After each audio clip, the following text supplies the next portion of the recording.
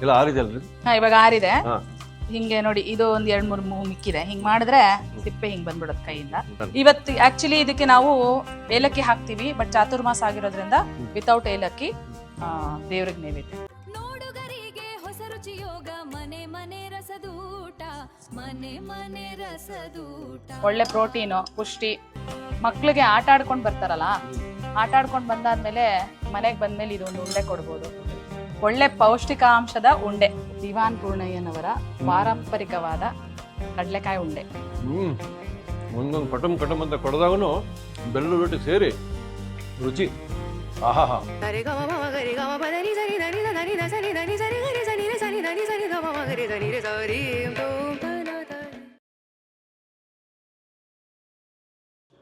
ನಮಸ್ಕಾರ ವೀಕ್ಷಕರುಗಳಿಗೆ. ಜೈ ಭೀಮಸೇನ. ಅಂದರೆ ನಮ್ಮ ಅಡುಗೆ ಮಾಡುವ ಪ್ರಕ್ರಿಯೆಯಲ್ಲಿ ಭೀಮಸೇನ ದೇವರನ್ನ ನೆನೆಸ್ಕೊಂಡ್ರೆ ಬಹಳ ರುಚಿಯಾಗಿರುತ್ತೆ ಅಂತ ಒಂದು ಪರಂಪರೆ ಇದೆ. ಇವಾಗ ಅದು ಇರೋದಲ್ಲಿ ರಾಮರಸಂ ಸಂಸ್ಥೆಯಲ್ಲಿ. ಬನ್ನಿ ಸೌಮ್ಯ ಮೇಡಮ್ ಇವತ್ತು ನಮಗಾಗಿ ಅವರ ತಾಯಿಯವರ ಕೈ ರುಚಿಯಲ್ಲಿ ಅದ್ಭುತವಾದ ನಾಗಪಂಚಮಿಗೆ ಉಂಡೆ ತೋರಿಸ್ತಾರೆ. ಕಡಲೆಕಾಯಿ ಉಂಡೆ. ನಮಸ್ಕಾರ. ನಾವು ಮತ್ತೆ ಬಂದ್ವಿ, ನೀವು ಮತ್ತೆ ಬಂದ್ರಿ. ಗೊತ್ತಲ್ಲ ವೀಕ್ಷಕರೇ, ಇವರು ಒಂದು ಟ್ರಿಪ್ಪು ಇಲ್ಲಿ ಮೈಸೂರಿಗೆ ಹೋದಂಗೆ US ಹೋಗಿ ಬಂದ್ಬಿಟ್ರಾಗಲೇ. ಸೊ ಇವತ್ತು ನಮಗೆ ಅದ್ಭುತವಾದ ರೆಸಿಪಿಗಳು ತೋರಿಸೋದಕ್ಕೆ ಹಬ್ಬಕ್ಕಾಗಿ ನಿಮ್ಮ ಅಮ್ಮ ಅವರ ಕೈ ರುಚಿ ಉಂಡೆಗಳು ಬೇಕಂದಾಗ ಇನ್ನೆಲ್ಲಿ ಹೋಗ್ಬೇಕು ನಾವು? ರಾಮರಸಂ ಬರಬೇಕು. ನಮ್ಮ ಸೌಭಾಗ್ಯ. ಮತ್ತು ಏನಂದ್ರೆ ಈಗ ಶ್ರಾವಣ ಮಾಸ ಶುರುವಾಗ್ತದೆ, ಹಬ್ಬದ ಸಾಲು. ಸೊ ಅದ್ರ ಪ್ರಯುಕ್ತ ಮೊದಲು ನಾಗರ ಚೌತಿಗೆ ಕಡಲೆಕಾಯಿ ಉಂಡೆ ಮತ್ತೆ ಚಿಗಳಿ ಇಂಥವೆಲ್ಲ ನೈವೇದ್ಯ, ದೇವ್ರಿಗೆ ನೈವೇದ್ಯ ಮಾಡೋದು ಒಂದು ಪ್ರತೀತಿ. ಅದಕ್ಕೆ ಕಡಲೆಕಾಯಿ ಉಂಡೆ ನಮ್ ತಾಯಿ ತೋರಿಸ್ತಾರೆ ಇವತ್ತು. ಸೂಪರ್. ಕನ್ನಡ ಅಂದ್ರೆ ನಮಗ್ ತುಂಬಾ ಅಭಿಮಾನ ಇದೆ. ರೂಢಿಯಿಂದ ಸ್ವಲ್ಪ ಒಂದೊಂದ್ಸತಿ ಇಂಗ್ಲಿಷ್ ಬಂದ್ಬಿಡತ್ತೆ, ದಯಮಾಡಿ ಕ್ಷಮಿಸ್ಬೇಕು. ಕನ್ನಡ ಮಾತಾಡಬಾರ್ದು, ಇಂಗ್ಲಿಷ್ ಅಲ್ಲಿ ಮಾತಾಡಿದ್ರೇನೆ ಒಳ್ಳೇದು ಅನ್ನೋ ಇಂಟೆನ್ಷನ್ ಅಲ್ಲ. ನನ್ ಫ್ಯಾಕ್ಟ್ರಿನಲ್ಲಿ ಯಾರ್ಯಾರು ಕೆಲಸ ಮಾಡಿದಾರೋ ಕರ್ನಾಟಕದವ್ರನ್ನ ಮಾತ್ರ ನಾನು ತಗೊಂಡಿರೋದು. ನಮ್ ಕೆಲಸ ಮಾಡೋರು ಮತ್ತೆ ನಮ್ ಫ್ಯಾಕ್ಟ್ರಿ ಬಿಲ್ಡ್ ಮಾಡಿದವರು, ಇದನ್ನ ಎಲ್ಲ ಈ ಶೀಟ್ ಕೆಲಸ ಮಾಡಿದವರು, ಕನ್ನಡ ಅಭಿಮಾನ ಮತ್ತೆ ಕನ್ನಡ ಪ್ರೇಮ ಖಂಡಿತ ಇದೆ. And I am a very proud Kannadiga. ಅದು ರೂಢಿಯಾಗಿ ಬಂದಿದ್ದು. ಹೋದ ಎಪಿಸೋಡ್ ಅಲ್ಲಿ 2 ಎಪಿಸೋಡ್ ಅಲ್ಲಿ ನಿಮ್ ಕಾಮೆಂಟ್ಸ್ ನೋಡಿ ಇವತ್ತು ಈ ಕ್ಲಾರಿಟಿ ಕೊಟ್ಟಿದ್ದಾರೆ ಅಲ್ಲ? ನಾವು ಉಂಡಿ ನೋಡ್ಬೋಣ ಇವಾಗ. ಶುರು ಮಾಡೋಣ. ಎಳ್ಳು ಚಿಗಳಿನೂ ಸಖತ್ತಾಗಿದೆ. ಇವತ್ತು ನಿಮ್ ತಾಯಿಯವ್ರ ಕೈ ರುಚಿ, ಅವರು ಅಸಿಸ್ಟ್ ಮಾಡಿ ಮಾಡ್ತಿದೀವಿ. ಬನ್ನಿ. ಕಡಲೆಕಾಯಿ ಉಂಡೆಗೆ 3 ಸಾಮಗ್ರಿ ಬೇಕಾಗಿರೋದು. ಒಂದು ಪಾವಷ್ಟು ಕಡಲೆಕಾಯಿ, ಒಂದು ಸ್ವಲ್ಪ ತುಪ್ಪ ಮತ್ತೆ ಬೆಲ್ಲ. ನಾನಿಲ್ಲಿ ಪುಡಿ ಬೆಲ್ಲ ತಗೊಂಡಿದ್ದೀನಿ.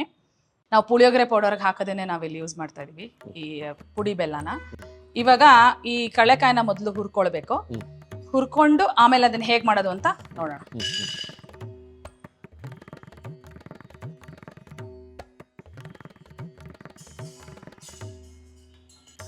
ಇವಾಗ ಇದಾಗಿದೆ, ಆಫ್ ಮಾಡ್ಕೊಂಡ್ ಬಿಡೋಣ. ತುಂಬಾ ಬಿಸಿ ಇರುತ್ತೆ. ಸೊ ಅದನ್ನ ಆರೋವರೆಗೂ ನಾವು ಸ್ವಲ್ಪ ಒಂದ್ 10 ನಿಮಿಷ ಬಿಟ್ಟು ಆಮೇಲೆ ಮುಂದುವರಿಸ್ಬೇಕು. ಇದನ್ನೊಂದು ಬೇರೆ ಪಾತ್ರೆಗೆ. ಇವಾಗ ಇದು ಸಿಪ್ಪೆ ತೆಗಿಬೇಕು. ಇವಾಗ ಮುಟ್ಟಕ್ಕಾಗಲ್ಲ, ತುಂಬಾ ಬಿಸಿ ಇರುತ್ತೆ. ಇದು ಆರೋಷ್ಟೊತ್ತಿಗೆ ಸುಮ್ನೆ ಕೈಯಲ್ಲಿ ಹಿಂಗೆ ಉಜ್ಜಿದ್ರೆ ಸಿಪ್ಪೆ ಎಲ್ಲ ಆಚೆ ಬರತ್ತೆ. ಅದಾದ್ಮೇಲಿಂದ ಅದನ್ನ ನಾವು ನೆಕ್ಸ್ಟ್ ಸ್ಟೆಪ್ ನಾನು ಹೇಳ್ತೀನಿ. 10 ಮಿನಿಟ್ಸ್ ಬಿಡೋಣ ಇವಾಗ.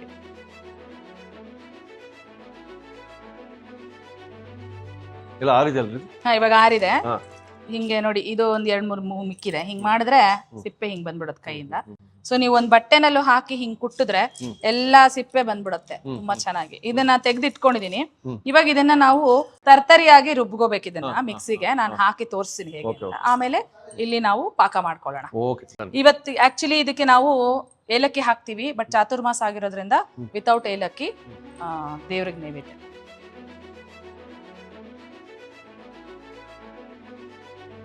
ಇದು ರುಬ್ಕೊಂಡ್ ಬಂದಿದೀವಿ ನೋಡಿ. ಇದು ಹಿಂಗೆ ತೋರಿಸ್ತೀನಿ ಹೆಂಗ್ ಬಂದಿದೆ ಅಂತ. ಇಷ್ಟ ಹೀಗಿರ್ಬೇಕು. ಸ್ವಲ್ಪ ಸ್ವಲ್ಪ ಮಧ್ಯದಲ್ಲಿ ಈ ಕಡಲೆಕಾಯಿ ಔಡ್ತೌಡು. ಹೌದು. ಇದಕ್ಕೆ ಪಾಕ ಮಾಡ್ಕೊಳ್ಳೋಣ.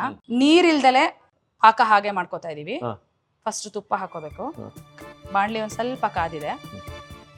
ಒಂದ್ 3-4 ಸ್ಪೂನ್ ತುಪ್ಪ ಹಾಕ್ತಾ ಇದಾರೆ. ಬೆಲ್ಲ ಒಂದು ದೊಡ್ಡ ಟೇಬಲ್ ಸ್ಪೂನ್ ಲೆಕ್ಕ ತಗೊಂಡ್ರೆ ಒಂದು 3 ಇಂದ 4. ಆ್ಯಕ್ಚುಲಿ ಡಿಪೆಂಡ್ಸ್ ಅಪಾನ್ ನೀವು ಎಷ್ಟು ಸ್ವೀಟ್ ಇಷ್ಟಪಡ್ತೀರಾ ಅಂತ. ನೀವು ಯಾವ ಥರ ಸ್ವೀಟ್ ಇಷ್ಟಪಡ್ತೀರಾ ಅದ್ರ ಮೇಲೆ ಡಿಪೆಂಡ್ ಆಗುತ್ತೆ. ನೀವು ಇವಾಗ ನೋಡಿ, ಇವಾಗ ಇವ್ರು ತಗೊಂಡಿರೋದು ಒಂದು ಟೋಟಲಿ 3 ದೊಡ್ಡ ಸ್ಪೂನ್ ಲೆಕ್ಕ. ನೀವು ಚಿಕ್ಕದು ಸ್ಪೂನ್ ಅಂದ್ರೆ 4 ಸ್ಪೂನು ಬೆಲ್ಲ, 3 ಸ್ಪೂನ್ ತುಪ್ಪ, 4 ಸ್ಪೂನ್ ಬೆಲ್ಲ. ಇವಾಗ ಪಾಕ ಆಗಿದೆ. ಇದಕ್ಕೆ ನಾವು ರುಬ್ಬಿಟ್ಕೊಂಡಿರೋ ಕಳೆಕಾಯಿನ ನಾವು ಇದಕ್ಕೆ ಆಡ್ ಮಾಡೋಣ. ನೋಡಿ, ಈ ತರ ಆಗ್ಬೇಕು ಪಾಕ.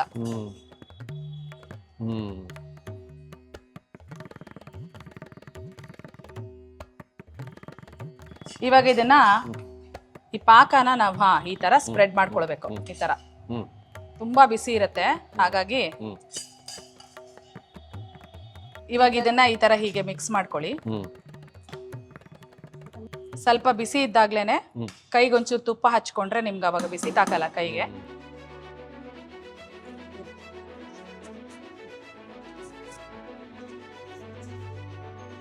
ಈ ತರ ಉಂಡೆ ಮಾಡ್ಕೊಂಡು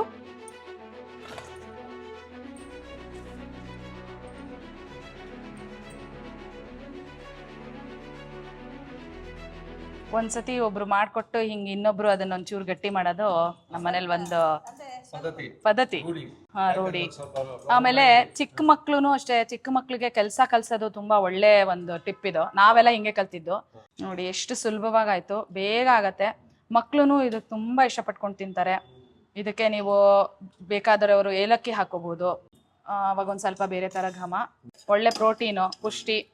ಮಕ್ಳಿಗೆ ಆಟ ಆಡ್ಕೊಂಡು ಬರ್ತಾರಲ್ಲ, ಆಟ ಆಡ್ಕೊಂಡು ಬಂದಾದ್ಮೇಲೆ ಮನೆಗೆ ಬಂದ್ಮೇಲೆ ಇದೊಂದು ಉಂಡೆ ಕೊಡ್ಬೋದು. ಒಳ್ಳೆ ಪೌಷ್ಟಿಕಾಂಶದ ಉಂಡೆ.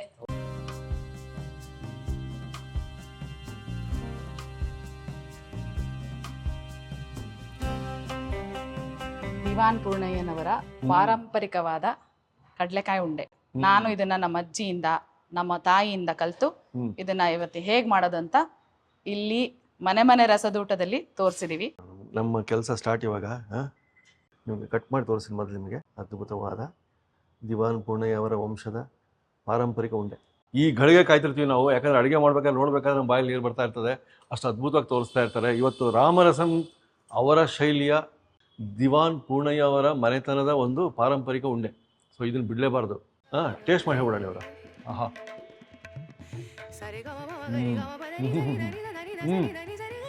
ಹರಡ್ಬೇಕು ಇದು. ಬಾಯಿ ತುಂಬ ಹಂಗೆ ಒಂಥರ ಬ್ಲಾಸ್ಟ್ ಆದಂಗೆ ಆಗ್ಬೇಕು ನಿಮಗೆ. ಒಂದೊಂದು ಕಟಮ್ ಅಂತ ಕೊಡದಾಗೂ ಬೆಲ್ಲ ರೊಟ್ಟಿ ಸೇರಿ ರುಚಿ. ಆಹಾ, ಇಂಥ ಉಂಡೆ ಬಹಳ ವಿರಳ. ಮನೇಲಿ ಮಾಡ್ಕೊಂಡು ನಮ್ಗೆ ಹೇಳ್ರಿ ಹೆಂಗೆ ಬಂತು ಅಂತ. ಇದು ಬಂದು ಈ ನಾಗರ ಪಂಚಮಿಯಲ್ಲಿ ನಿಮ್ಮ ಮನೆಯಲ್ಲಿ ಎಲ್ಲರೂ ಖುಷಿಪಟ್ಟು ನಿಮಗೆ ಶವಾಶ ಹೇಳಬೇಕು ಅಂಥ ಒಂದು ರೆಸಿಪಿ. ಮತ್ತೆ ಮುಂದಿನ ಸಂಚಿಕೆ ಇನ್ನೂ ಅದ್ಭುತವಾದ ಪಾರಂಪರಿಕ ರುಚಿಯೊಂದಿಗೆ ಮತ್ತೆ ಸಿಗೋಣ. ನಮಸ್ಕಾರ.